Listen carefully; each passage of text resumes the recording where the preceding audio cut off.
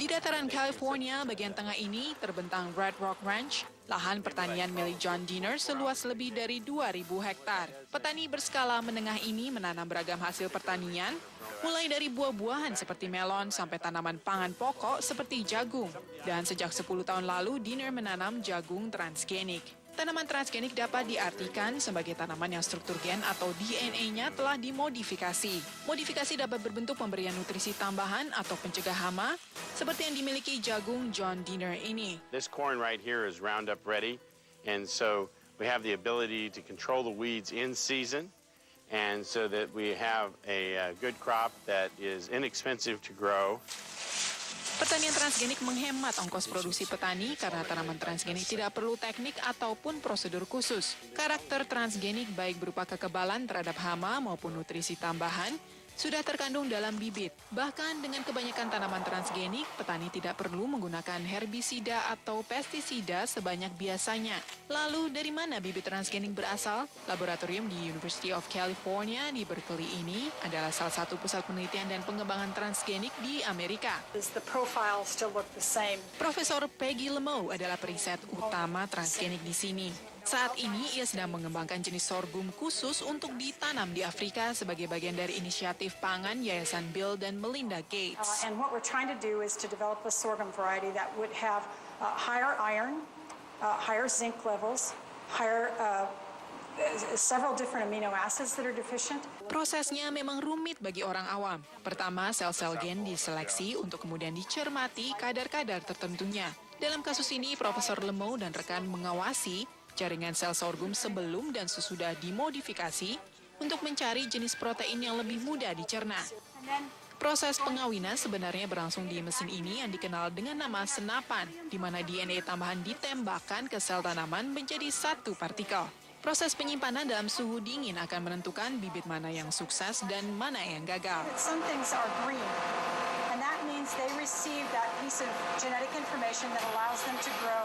Sejak transgenik meluas di dekade 1990-an, porsi hasil pertanian transgenik semakin meningkat. Tapi tidak semua pengembangan transgenik di Amerika berujung pada kisah sukses. Sebagian kalangan memandang produk transgenik tidak aman karena proses pembentukannya yang tidak natural. With genetically modified crops, scientists take genes from bacteria, viruses, and other organisms and insert them into plant cells in the laboratory.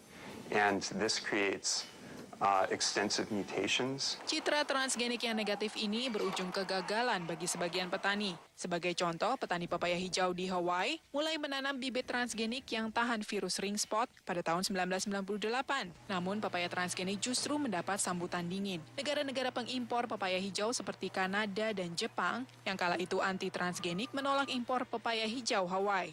Sebagai akibatnya, harga pepaya ini anjlok tajam. Dan walaupun Kanada kemudian membolehkan impor pepaya transgenik, harga rata-rata per kilo terus merosot. Petani pun mengurangi produksi dan kini hanya 1 dari 2 pepaya hijau di Amerika merupakan pepaya transgenik. Lalu bagaimana dengan produk pangan transgenik lainnya seperti jagung, kedelai, dan buah-buahan? Jangan harap melihatnya di bagian buah dan sayur-sayuran segar di supermarket, seperti yang satu ini di Washington DC. Unsur transgenik terkandung dalam sirup jagung yang digunakan sebagai pemanis banyak minuman maupun makanan.